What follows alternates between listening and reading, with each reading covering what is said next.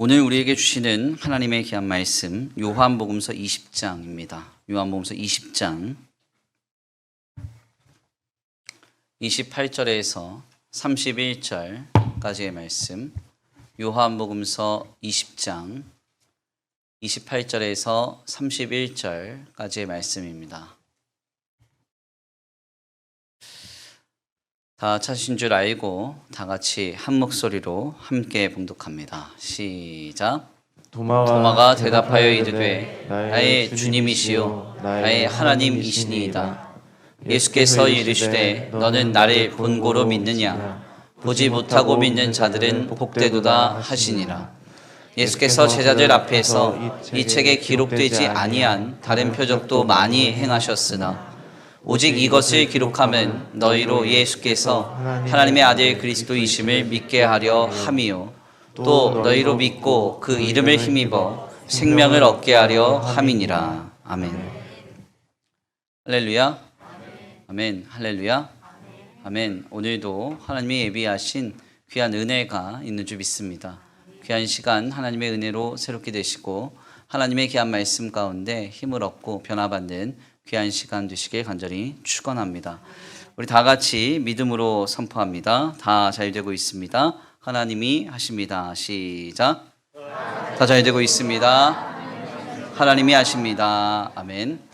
다시 한번 믿음으로 선포합니다. 다 잘 되고 있습니다. 변화된 나를 통하여 하십니다. 시작. 다 잘 되고 있습니다. 변화된 나를 통하여 하십니다. 아멘. 제가 이제 그 설교문을 좀 작성을 하고요.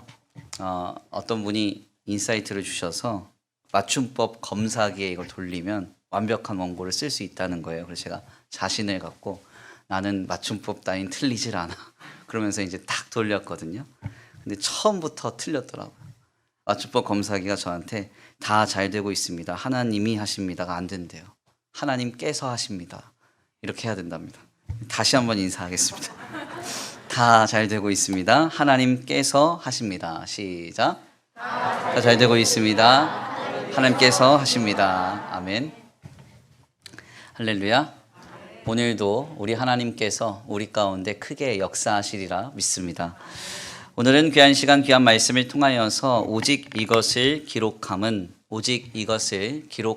이라는 제목으로 하나님의 귀한 말씀 함께 나누고자 합니다.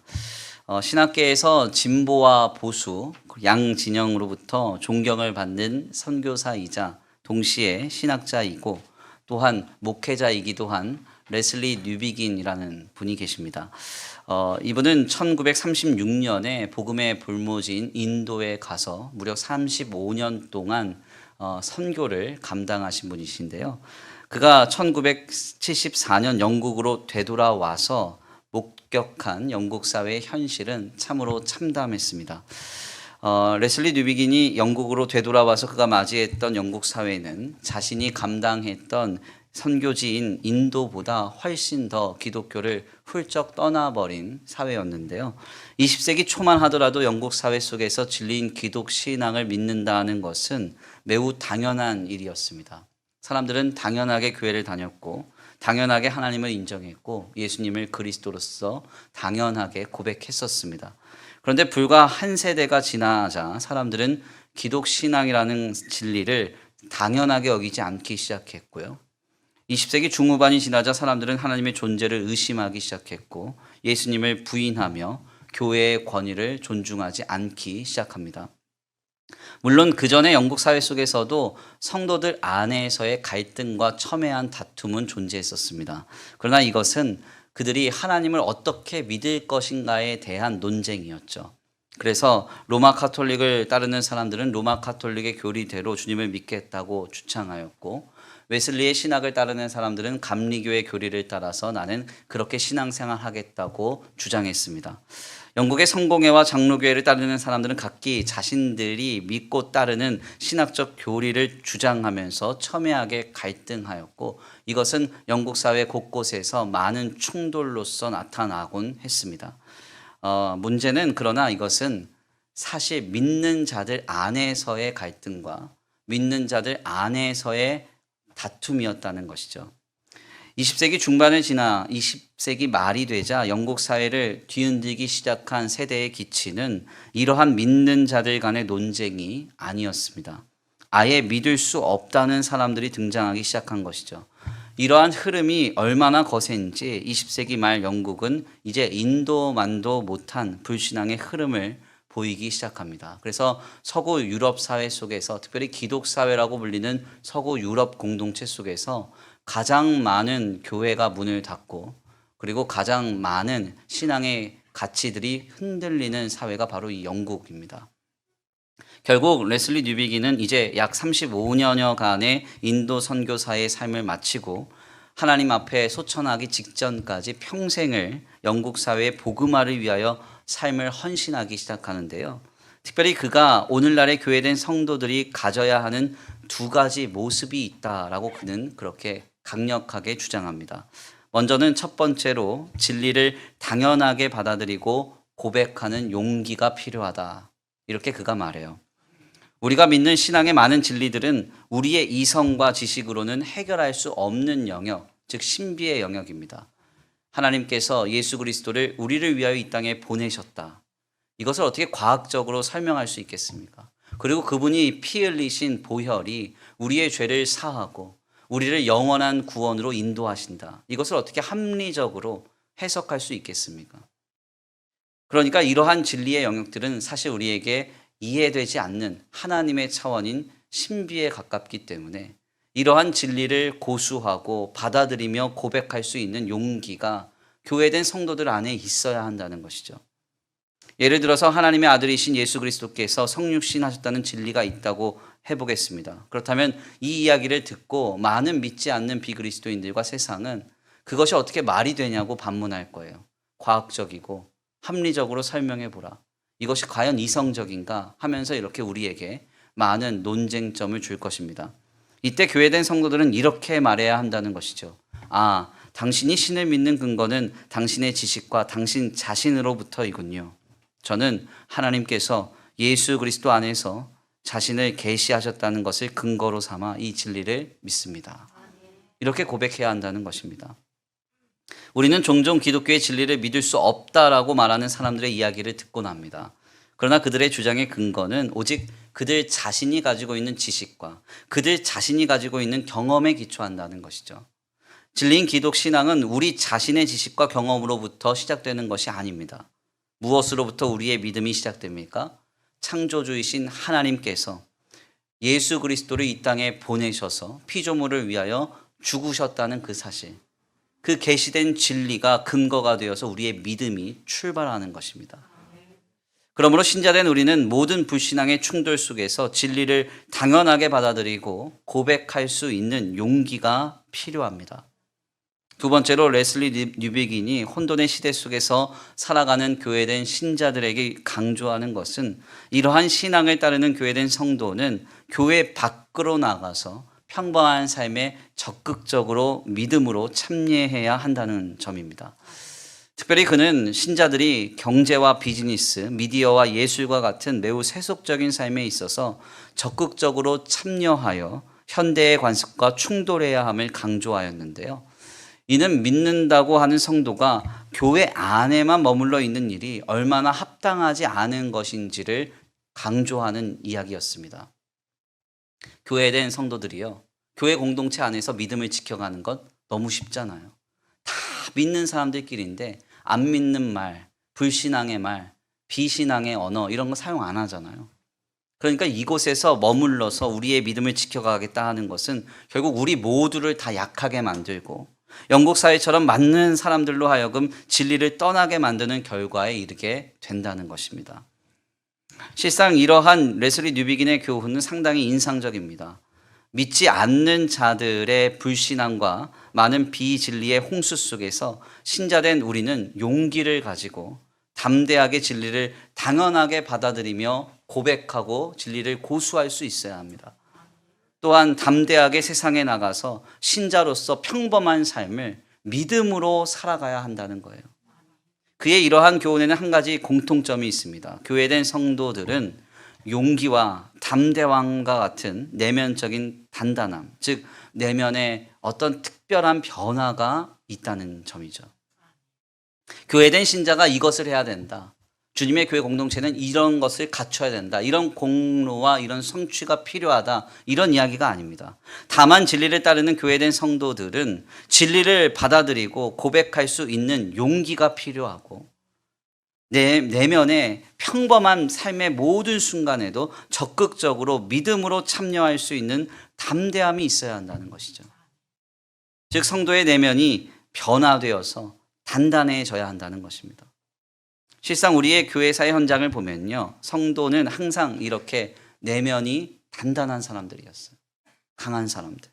환경과 조건에 무너지고 쉽게 상처받고 낙심하면 쓰러지는 존재들이 아니었습니다. 세상을 이기는 용기와 담대함을 가졌던 단단한 사람들, 강한 사람들이었죠. 그래서 성경에 따르면 다니엘은 사자굴에 던져지는 한이 있어도 왕에게 절하지 않습니다. 우상에게 절하지 않아요. 불 가운데 던져지더라도 다니엘의 세 친구는 하나님을 부인하지 않습니다. 하나님의 뜻을 저버리지 않습니다. 한국 교회사의 현장만 보더라도 믿음 때문에 집안이 망하고 30cm짜리 대못이 박힌 길을 걸어가는 한이 있어도 우리 믿음의 선조들은 주님을 향한 신앙을 포기하지 않았어요. 이것이 어떻게 가능한가? 그들은 진리를 진리로 고수할 수 있는 용기와 삶의 세찬 삶의 현장을 마주할 수 있는 담대함으로 내면이 굳건한 성도들이었기 때문입니다. 그의 심령이 단단했다는 거예요. 견고했다는 겁니다. 성령의 충만함과 은혜의 충만함이 그들로 하여금 모든 순간을 맞이할 수 있는 담대한 용기와 힘과 위로와 소망을 그들에게 이루어 주었다는 것이죠. 오늘날 한국교회의 문제점을 지적하는 학자들의 한결같은 문제 제기 중 하나는 오늘 우리 교회 안의 성도들이 너무 유약하다는 점입니다. 내면이 너무 약해요. 교회를 떠나서는 아무런 힘이 없습니다. 공동체를 떠나서는 아무런 용기를 갖지 않습니다. 교회 안에서는 소리를 내요. 큰 소리를 냅니다. 주장을 합니다. 그런데 교회 밖을 나가면 아무 힘이 없어요. 용기도 없습니다. 작은 상처와 바람에 쉽게 상처받습니다. 낙심합니다. 늘 입에 달고 사는 이야기가 나 상처받았어. 나 아파. 이런 얘기예요. 이런 유약한 성도들이 공동체 안에 너무 많다는 것이죠. 본래 한국교회사 속에서 등장하는 수많은 하나님의 사람들의 모습은 이런 유형이 거의 없습니다. 오늘 우리는 어떠신가요? 우리가 강합니까? 굳건해요? 무슨 말을 듣든지 어떤 취급을 당하든지 진리를 고수하며 세찬 삶을 맞이하고 믿음으로 모든 삶에 적극적으로 임할 수 있나요? 우리 자신을 지금 우리는 되돌아볼 필요가 있습니다. 우리는 그렇지 못할 때가 많이 있어요. 실상 우리 하나님께서 우리 가운데 오셔서 하는 일은 바로 이런 일입니다. 우리의 내면을 강하게 하세요. 우리의 심령을 굳세게 하세요. 그래서 참된 성도로 우리로 살아가게 하십니다. 이를 신학적으로는 성도가 성령의 감화 감동을 힘입는다, 이렇게 정리하기도 해요. 하나님께서 성령으로 우리 가운데 오사 우리의 마음을 강하게 하시고 예수 그리스도를 온전히 신앙하게 하시는 것이죠. 주님은 내가 성도가 되었다고 해서 입신양명하게 하시지 않습니다. 너 나 잘 믿었니? 내가 유명하게 해줄게. 전국구 강사가 되게 해줄게. 이렇게 얘기하시지 않아요. 주님은 내가 신자가 되었다고 해서 만사형통하게 하시고 특별한 행운과 예상할 수 없는 공급으로 가득한 찬란한 삶을 살게 하시지 않습니다. 주님이 하시는 일은 무엇일까요? 어떤 일을 내게 오셔서 하실까요? 성령으로 감화 감동하셔서 우리로 예수를 그리스도로 믿게 하세요. 그리고 그분이 오직 유일한 나의 구원자가 되셔서 내 삶에 오직 유일한 해답이 되게 하시고 도저히 해결할 수 없는 죽음의 문제까지도 영생으로 바꾸실 주님이라고 그분을 믿고 바라며 소망하게 하십니다. 이 진리를 담대하게 받아들이고 고백하게 만드는 그 용기, 이 신앙을 가지고 이 땅에서 담대하게 살아가게 하시는 그 굳셈과 견고함, 이것을 오늘 우리 안에 이루시는 하나님의 역사가 있다는 사실이에요. 오늘 본문의 말씀은 바로 이와 같은 관점에서 우리에게 매우 큰 은혜가 있습니다. 본문은 제자인 도마가 주님의 못자국과 창자국에 손을 넣은 뒤에 믿음을 얻은 사건의 내용을 우리에게 전해요. 우리는 본문의 말씀을 통해서 그 유명한 예수님의 선언을 듣게 되죠. 너는 나를 본고로 믿느냐? 보지 않고 믿는 자가 더 복되다. 아멘입니까? 이 놀라운 선언은 오늘 우리의 교회 공동체 가운데 많이 인용되었죠. 도마처럼 다 보고 믿으려고 하지 말고, 보지 못했어도, 경험하지 못했어도 주님을 믿으라, 믿어라, 믿어라 하는 강권의 메시지로 이 본문이 많이 인용되고 우리에게 전해집니다. 그래서 때때로 도마가 부활의 예수님을 만나는 사건의 주제를 보지 않고 믿는 것의 복됨이라고 쉽게 결론을 내리게 되는데요. 그러나 이것은 말씀을 끝까지 숙고하지 않음으로써 성급하게 내린 결론이라고 할 수 있습니다. 실상 요한복음서의 기자는 보지 않고 믿으라라는 말로 본문의 사건의 결론을 말하지 않습니다. 요한복음서 기자가 증거하는 예수 부활 사건의 결론은 이것입니다. 30절에 31절이에요. 우리 함께 다 같이 봉독합니다. 함께 봉독합니다. 시작. 예수께서 제자들 앞에서 이 책에 기록되지 아니한 다른 표적도 많이 행하셨으나 오직 이것을 기록함은 너희로 예수께서 하나님의 아들 그리스도이심을 믿게 하려 함이요 믿고 그 이름을 힘입어 생명을 얻게 하려 함이니라. 아멘. 오직 이것을 기록함은 너희로 예수께서 하나님의 아들 그리스도이심을 믿게 하려 함이요 또 너희로 믿고 그 이름을 힘입어 생명을 얻게 하려 함이니라. 아멘.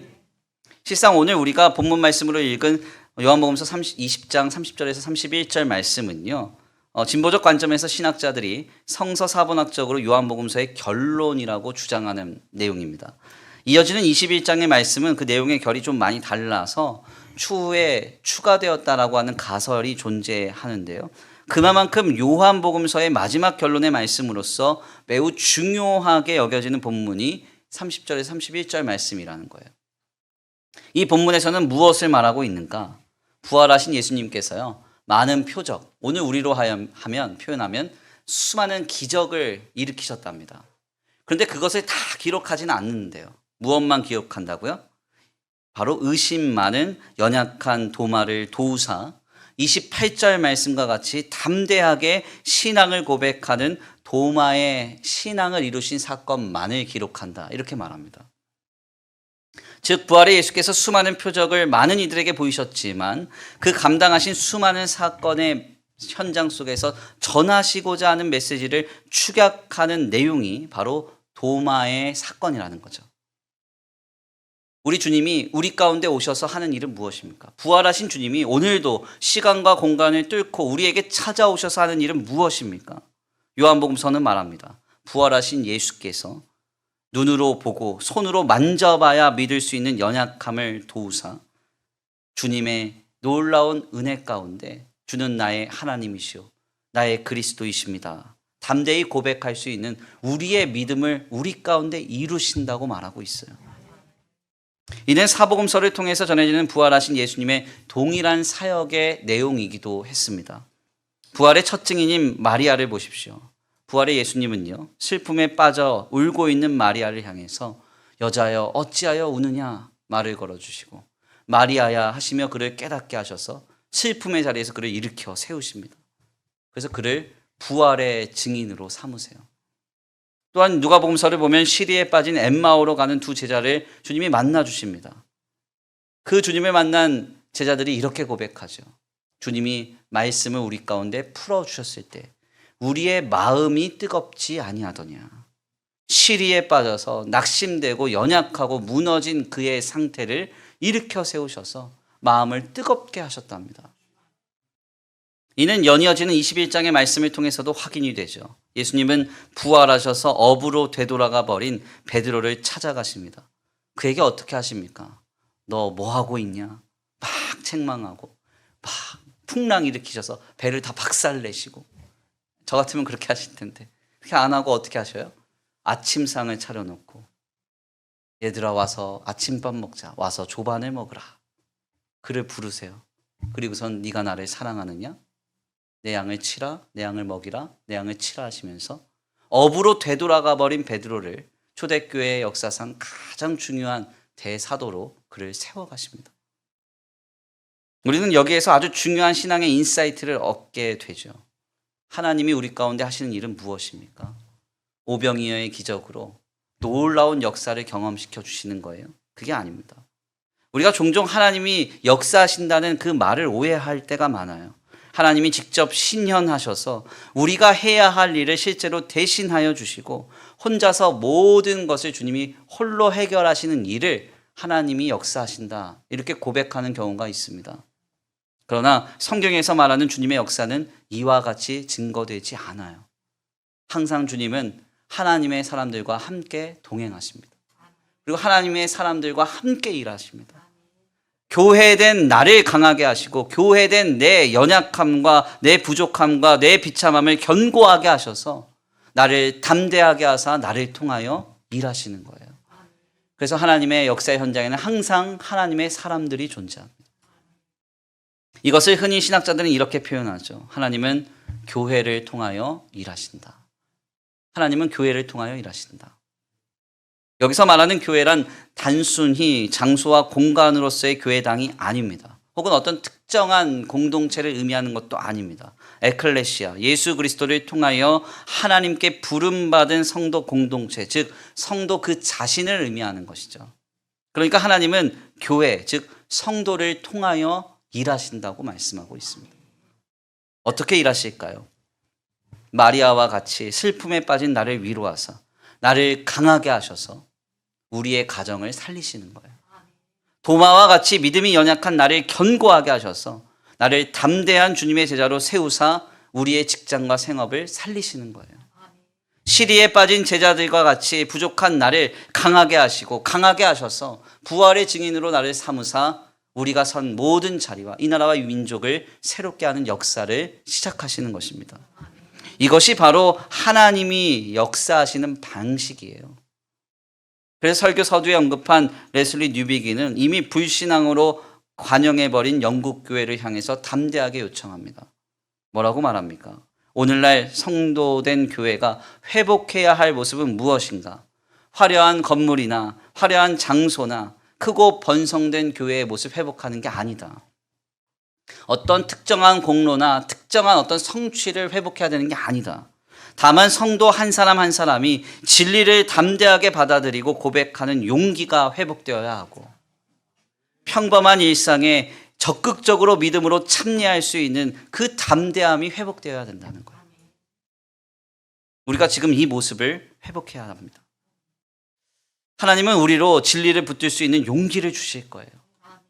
그리고 평범한 일상에 믿음으로 살아갈 수 있는 담대함을 허락하실 것입니다.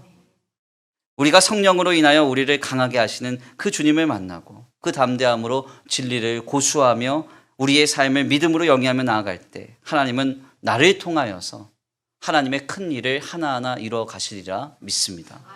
그 놀라운 역사의 주인공 되시기를 간절히 축원합니다. 제가 목회를 하면서 갖는 여러 가지 취미가 있는데 그 중에 하나는 독서입니다. 책 읽는 게 제 취미인데 저는 이제 책을 실제로 놓고 읽을 때부터 독서다 생각하지 않고 책을 알아보고 또 많이 조사하고 살까 말까 고민하는 순간부터 독서다 이렇게 생각하거든요. 그래서 어떤 필요에 의해서 감동에 의해서 책을 느닷없이 많이 구입하는 일이 있습니다. 제 서재에 가보면 책이 정말 많아요. 그래서 우리 교회 헌신예배 강사님으로 오신 분들이 제 서재를 보고서는 깜짝 놀랍니다. 여기 책 무덤이다 이렇게. 근데 그 책을 제가 다 읽어서 갖고 있는 게 아니라 일단 구입하는 데 목적을 좀 두고 그리고 이제 시간이 날 때마다 기회가 있을 때마다 읽는 데 제 취미가 있습니다. 오늘 설교 서두에 언급한 학자인 레슬리 뉴비긴 같은 경우에도 설교 연구를 위해서 좀 필요하다 생각이 돼서 책을 구입하는데 보통 한 권씩 구입하잖아요. 저는 7권씩 이렇게 구매를 해요. 네. 그래서 이제 한꺼번에 이제 책을 많이 두고 연구를 하는데 제 서재에는 거의 책으로 가득 차 있지만 그 중에서도 제가 늘 가까이 두고 종종 꺼내보는 책 한 권이 있습니다. 그리고 늘 도전받는 책이 있어요. 그게 뭐냐면 어떤 권사님이 제게 선물해 주신 책입니다. 김재현 씨가 엮은 한반도에 새겨진 십자가의 길이라는 책이에요. 이 책은 1866년 9월 구한 말에 조선 땅을 처음 입도하고자 했던 토마스 선교사의 이야기로부터 2002년 10월에 소천하신 마지막 신사참배 거부자 조수옥 선교사님에 이르기까지 총 50여 명에 이르는 선교사님과 초기 한국교회의 순교자 헌신자들에 대한 기록을 하나하나 담아서 설명하고 있습니다. 그래서 여기에는 우리에게 잘 알려진 아펜젤러 선교사님이나 주기철 목사님, 이기풍 목사님, 최봉성 목사님, 박관중 목사님과 같은 많은 우리에게 알려진 분, 익숙한 분들도 소개가 되고요. 우리에게는 잘 알려져 있지 않지만 호주 최초의 선교사님인 데이비드 선교사님으로부터 맥켄지 선교사님, 그리고 시베리아에서 선교를 하다가 순교하신 김영학 목사님과 같은 그런 분들이 우리에게 많이 전해집니다.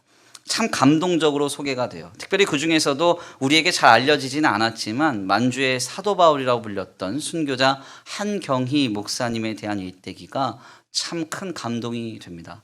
한경희 목사님은 본래 예수님과 교회를 지독하게 싫어했던 인물이에요.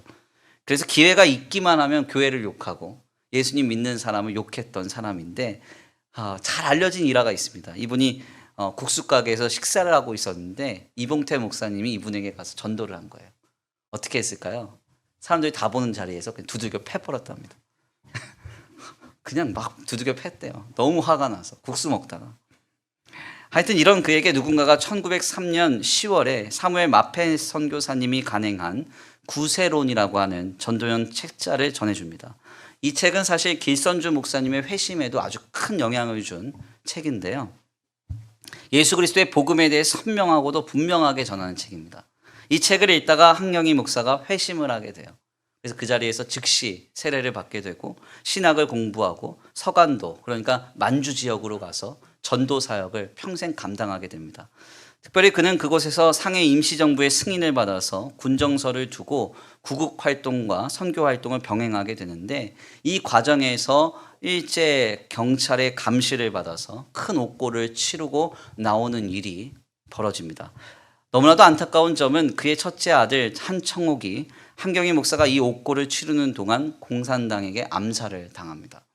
훗날 한경희 목사님의 순교 직후에 그의 둘째 아들 한순옥 목사 역시도 평북 차령방 교회를 담임하다가 6.25 전쟁 때 순교를 당하게 돼요. 놀라운 사실은 이러한 상황 속에서도 한경희 목사와 그의 가족들은 전혀 낙심하거나 실망하지 않았다는 점입니다. 그리고 끝까지 선교를 감당하죠.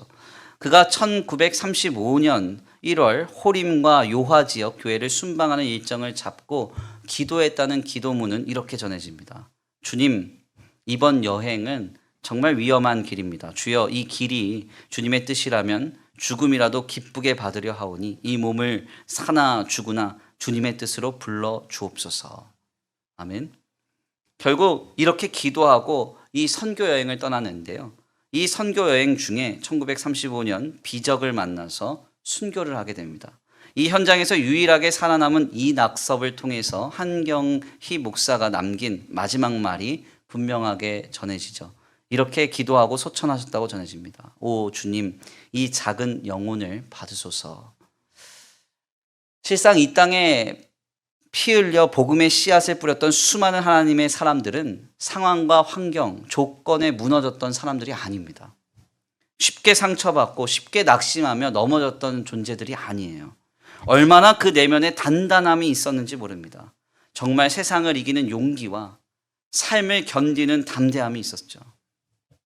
전라남도 영광에 가보면 염산교회라는 교회가 있습니다. 이 염산교회의 담임 목사님이셨던 김방호 목사님은요, 1950년 10월 27일에 온 가족 3대 총 8명이 공산당에 의해서 몽둥이로 맞아 죽는 상황을 직면하게 됩니다. 이 상황 속에서 김방호 목사님이 하신 일은 찬양을 부르면서 주님께 소천했다고 전해져요. 내 주를 가까이 하게 함은 십자가 짐 같은 고생이나, 이렇게 찬양하면서 주님께로 돌아가셨다고 전해집니다. 이것이 얼마나 위대한 하나님의 사람의 모습을 우리에게 전해줍니까? 아무리 엄혹한 상황과 고단한 환경도 주님의 사람들에게는 문제가 되지 않았다는 것이죠. 어떻게 이것이 가능했을까요? 내 힘으로가 아니죠. 내 능력과 내 의지가 아닙니다. 내 고집으로가 아니에요. 내 노력으로가 아닙니다. 우리의 힘으로는 불가능해요. 부활의 주님께서, 성령의 하나님께서 우리를 강하게 하사, 견고하게 하사, 담대하게 하사 이 승리의 길을 걸어가게 하시는 것입니다. 오늘 우리도 이와 같은 동일한 길에 서 있습니다. 너무나 안타까운 현실은 우리가 너무 연약하다는 거예요. 너무 약하다는 겁니다. 내가 원하지 않는 것이 주어지지 않으면, 내가 원하는 것이 주어지지 않으면 너무 우리 쉽게 실망합니다. 작은 감정의 다툼도 예민하게 여기고, 여기를 가보아도 상처받았다, 저길 가도 상처받았다, 아프다, 낙심했다, 실망했다, 이런 얘기들이 너무 쉽게 고백되고 나타나요. 저는 이러한 부분을 목회를 하면서 많이 경험하면서 솔직히 제 심정이 그렇습니다. 사람이 불편해서 교회를 옮기겠다 하는 소리를 들을 때, 이런저런 아주 사소한 일에 시험 들었고 낙심했다, 정말 마음에 큰 상처를 받았다, 이렇게 말씀하시는 분들을 볼 때 한반도에 새겨진 십자가의 길, 이런 책은 부끄러워서 읽어갈 수가 없습니다. 마음이 너무 어려워요. 물론 이해할 수 없다는 건 아닙니다. 기왕이면 신앙생활하는 것, 불편하지 않게 하는 것이 좋죠. 이왕이면 상처받지 않는 것도 좋습니다. 그러나 우리의 연약함을 우리는 날마다 순간마다 하나님께 내어 맡겨야 돼요. 주여 나를 강하게 하여 주옵소서. 쉽게 흔들리지 않게 하여 주옵소서. 상처받지 않게 하여 주옵소서. 낙심하지 않게 하여 주옵소서. 하나님이 우리를 강하게 하셔야 하고 우리에게 용기를 주셔야 됩니다. 모든 진리를 담대하게 받아들이고 고백하며 평범한 일상을 믿음으로 적극적으로 살아갈 수 있는 그 용기로 우리를 견고하게 하시는 그 주님을 경험할 수 있게 되길 간절히 축원합니다. 우리 주님은요, 수많은 기적과 표적, 기사로 자기 자신의 위대함을 드러내시는데 몰입하시는 주님이 아닙니다. 하나님은 누가 뭐래도 하나님이시거든요. 우리가 아무리 평가해도 하나님은 하나님이시거든요.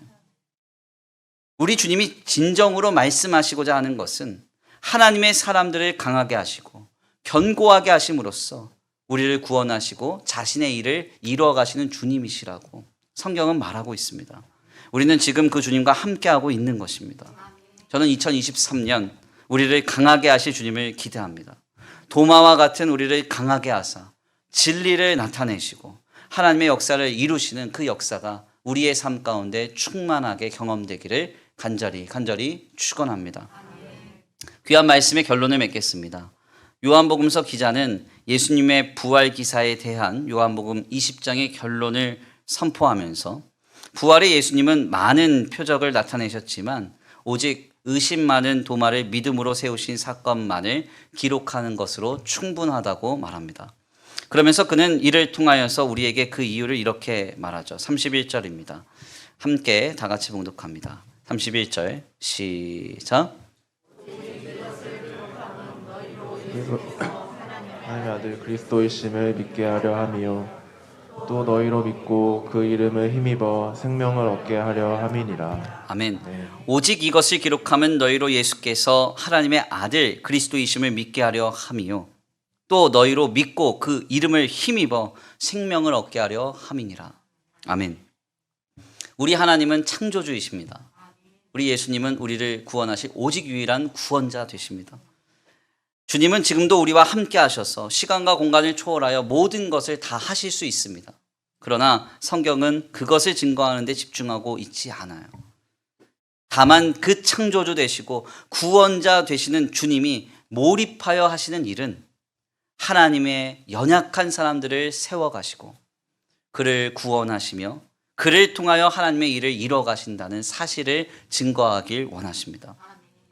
오직 그것만을 기록하고 증거해도 충분하다고 말씀하고 있어요. 우리의 연약함을 도우시고 우리의 나약한 우리를 강하게 하시고 강하게 하사 하나님의 큰 일을 이루시는 하나님의 역사를 기대합니다. 2023년 하나님은 우리를 강하게 하실 것입니다. 그리고 견고하게 하실 것입니다. 강하고 견고하게 된 우리를 통하여서 진리를 고수하고 강하고 견고하게 된 우리를 통하여서 믿음으로 삶을 영위하는 그 현장 속에 하나님의 큰 일을 이루어 가시리라 믿습니다. 그 놀라운 역사의 주인공 되시기를 간절히 축원합니다. 우리 이 시간 귀한 말씀 붙들고 함께 기도하겠습니다.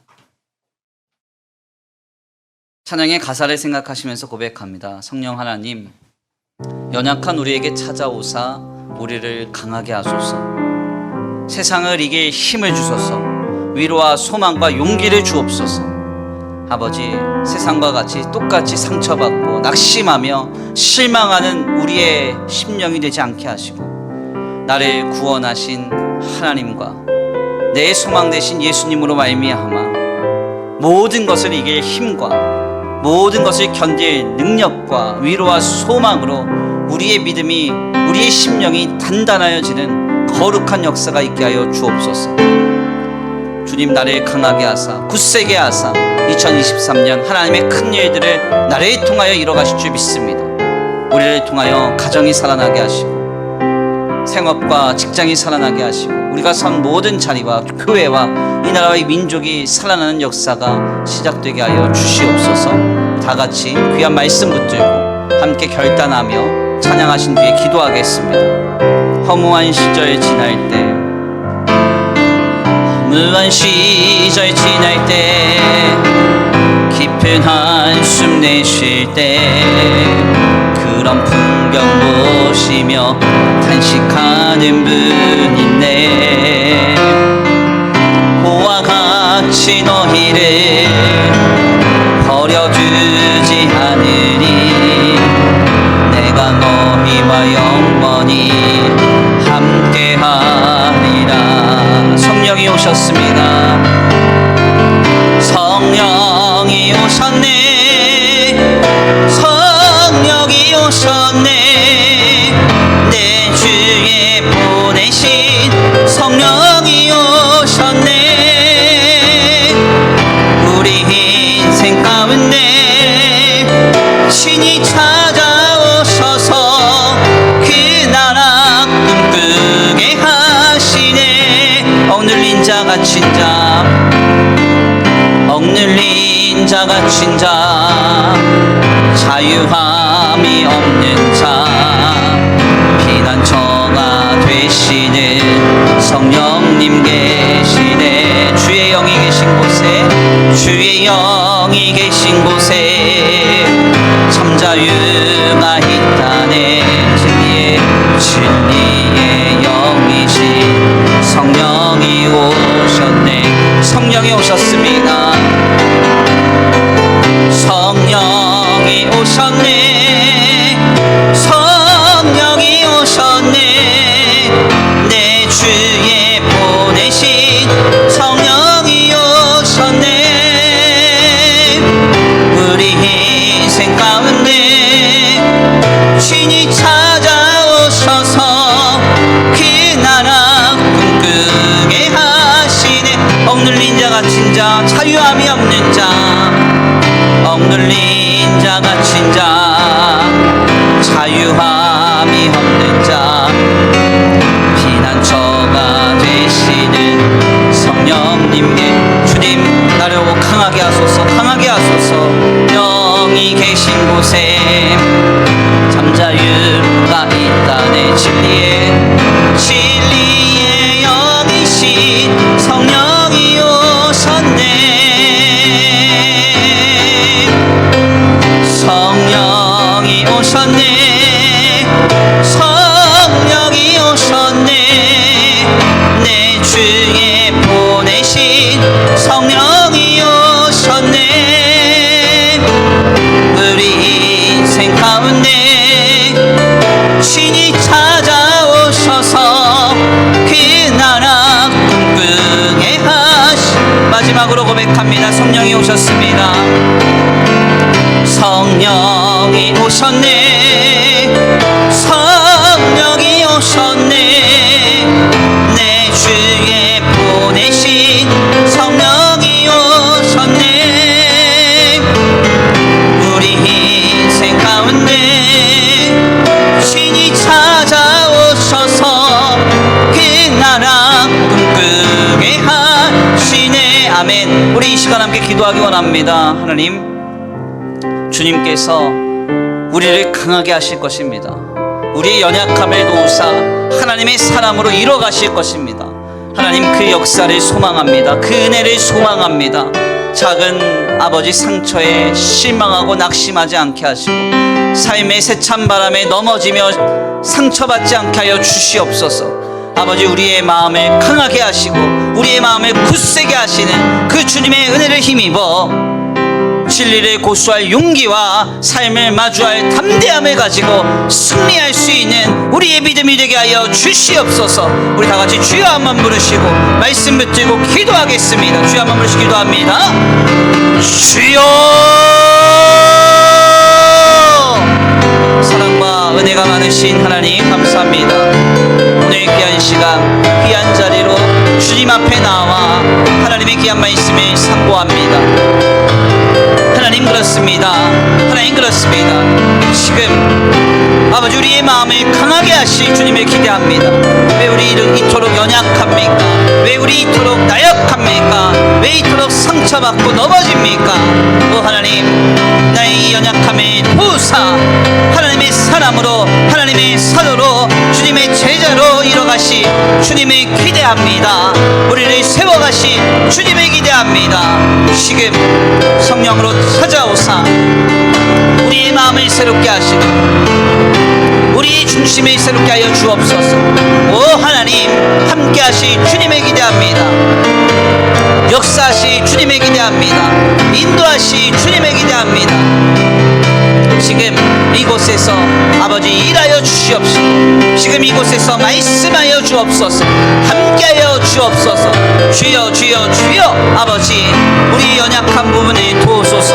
아버지 보지 않고 경험하지 않고서는 믿을 수 없는 나를 변화시켜 가실 주님을 기대합니다. 하나님 아버지 늘 작은 것에 상처받고 아파하며 넘어지고 낙심할 우리를 견고하게 세워가실 주님을 기대합니다. 오 주님, 나를 강하게 하소서. 나를 굳세게 하소서. 강하고 담대하게 하시고 진리를 고수할 수 있는 용기와 아버지 삶의 믿음으로 살아갈 담대함을 주옵소서. 모든 것을 참으며 모든 것을 바라며 모든 것을 견디며 모든 것을 이길 수 있는 우리의 믿음이 되게 하여 주시옵소서. 주님 도우실 줄 믿습니다. 함께 하실 줄 믿습니다. 역사하실 줄 믿습니다. 인도하실 줄 믿습니다. 성령이 오셨네. 성령이 오셨네. 내 주에 보내신 성령이 오셨네. 우리 인생 가운데 신이 찾아오셔서 그 나라 꿈꾸게 하시네. 성령이 오셨네. 성령이 오셨네. 내 주에 보내신 성령이 오셨네. 우리 인생 가운데 신이 찾아오셔서 그 나라 꿈꾸게 하시네. 성령이 오셨네. 성령이 오셨네. 내 주에 보내신 성령이 오셨네. 우리 인생 가운데 신이 찾아오셔서 그 나라 꿈꾸게 하시네.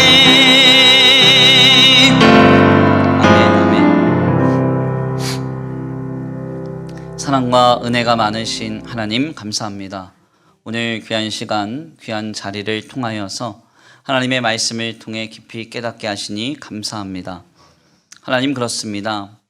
주님이 진정 전하시며 말씀하시고자 하는 것은 하나님은 연약한 우리를 도우사 구원하시고 우리를 하나님의 사람으로 이루어 가신다는 사실을 증거하고 계심을 말씀을 통하여 깨닫게 하시니 감사합니다.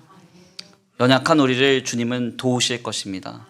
우리를 강하게 하시고 굳세게 하사 모든 삶을 견딜 수 있는 용기와 진리를 담대하게 고수하는 그 역사를 우리 가운데 이루어 가시리라 믿습니다.